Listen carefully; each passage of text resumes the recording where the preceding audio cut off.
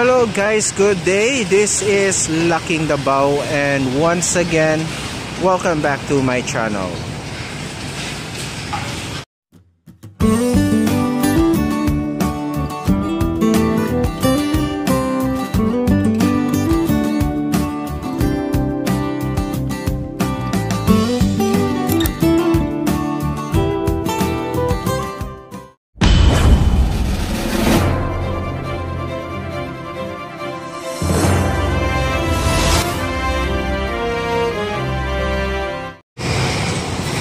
Ayan guys, no, magandang araw sa inyo lahat dyan, no? Kamusta po kayo?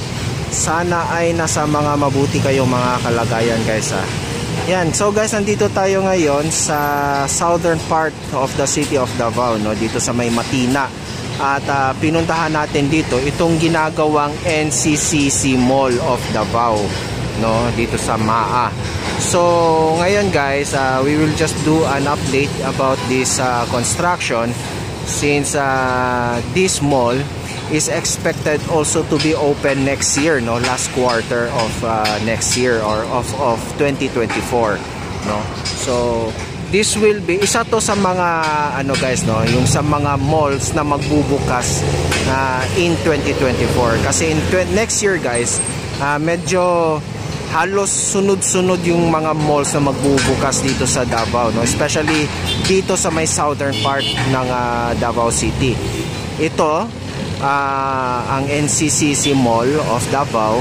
Ang isa pa dyan ay ang DGT Center, no, ng Davao Global Township, no, which is also expected to open in the last quarter also of 2024. And isa pa dyan na ang ine-expect na magbukas din next year, maybe mid-year, is the lifestyle mall of the One Paragon, no? Yung dito lang din sa may Matina, no? Malapit dyan, yung kung saan yung Citadines at yung One Paragon Davao, no? Yan, may lifestyle mall din yan, no?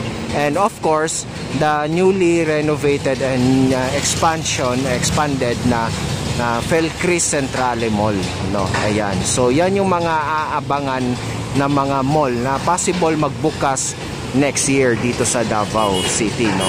So ngayong taon, which is bago lang tayo nag-update doon, no, is the Santa Lucia Mall, no, which is doon naman sa may northern part ng Davao, no. So after that year, no, so possible, no, itong NCCC Mall, kapag natapos to, possible nito kasi guys, the next project na nitong NCCC, which is this is a homegrown establishment, no, probably they will start the redevelopment of the Victoria Plaza mall, no, or yung VP complex, no, Victoria Plaza complex in Bahada naman, no, which will be magkakaroon yun ng features, no, ng mga ilang towers, no, residential towers, hotel, corporate towers, and the mall itself, no. So yun. So anyway, dito lang muna tayo mag-update guys, no, itong mall kasi mukhang yun nga, no, bumibilis na yung trabaho dito since next year na ang target completion nito, no, at saka nagkakaroon na siya ng paunti-unting forma, no. Ayan. So ngayon dito na side guys, nandito tayo banda sa may Maana Road, no. They are working on the 3rd level and 4th level. This mall is 4-level mall, no, na meron siyang roof deck or the rooftop, no, na may sky garden and chapel, no. Ayan. So yung mga amenities din nito guys ay maganda rin, no, as well. Diyan naman kilala ang NCCC Mall din. Isa sa kilala sa kanya is magaganda yung mga sinihan niya, no, and of course the shopping experience also, no. Yun, lalo na sa mga groceryhan nila, no. Ayan, yan yung mga yan ang dinadagsa ng mga tao dito sa NCCC Mall, no. Yun, so hopefully din, no, next year maybe doon banda sa may likod pupuntahan natin ngayon is possible mag-start na rin sila na trabaho doon. Puntahan natin guys. Ayan guys, no. So nandito tayo banda sa may bandang likuran na niya banda, no. So dito kasi guys, mga bandang likod, nakikita nyo hanggang dito lang yung trabaho nila. Kasi nga dito banda sa likod, diyan itatayo yung The Beliza Towers, no, yung dalawang 35 story na tower, residential towers nitong NCCC, no, na tatawaging The Beliza Towers, no. Ayan. So hopefully, no, mga baka next year pwede na nilang umpisahan din yan, no. Sana umpisahan na rin nila yung pagtatayo ng residential towers dyan. Ayan, no. Probably, no, sana, no, 2024 or maybe right after nitong mall na mismo, no.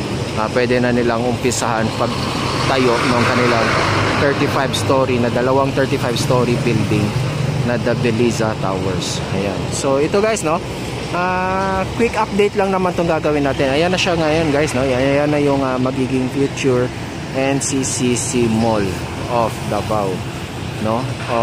NCCC Mall MAA, no. Ayan. Ayan.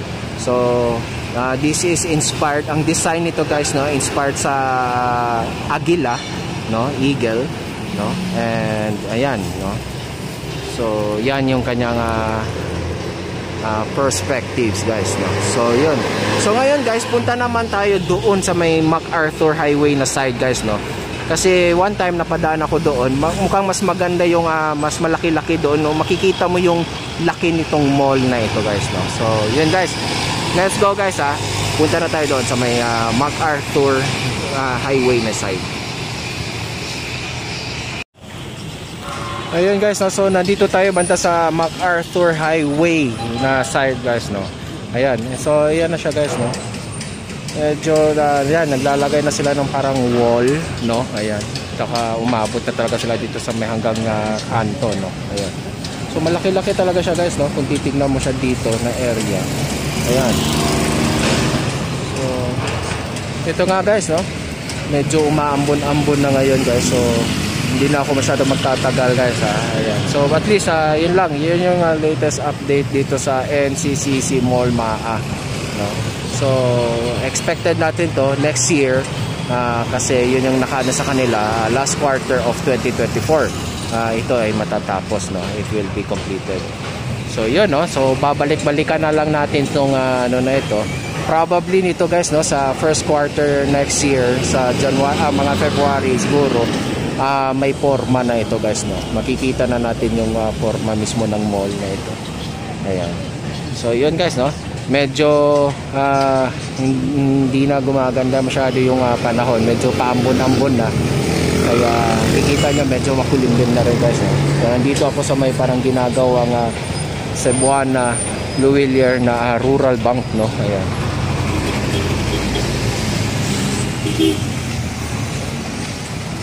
So yan, ito guys, no. So that's it guys, no. That will be our update about this NCCC Mall MAA. Okay, so please like and share the video, and sa mga hindi pa nakapag-subscribe dyan, please do so. Subscribe na rin po kayo, and hit nyo na rin ang notification bell para ma-notify kayo every time I will upload a video tungkol sa developments around Metro Davao. So guys, sa aking paalala mag-ingat po tayo sa ating mga araw-araw na mga ginagawa, dahil yung mga mahal natin sa buhay natin ay nag-aabang yan sa atin hanggang makauwi po tayo ng matiwasay. Okay? So that's all guys, no. I need to go home kasi medyo pumapatak, malalaki na yung patak ng ulan. And goodbye, thank you so much, and God bless us all. Adios.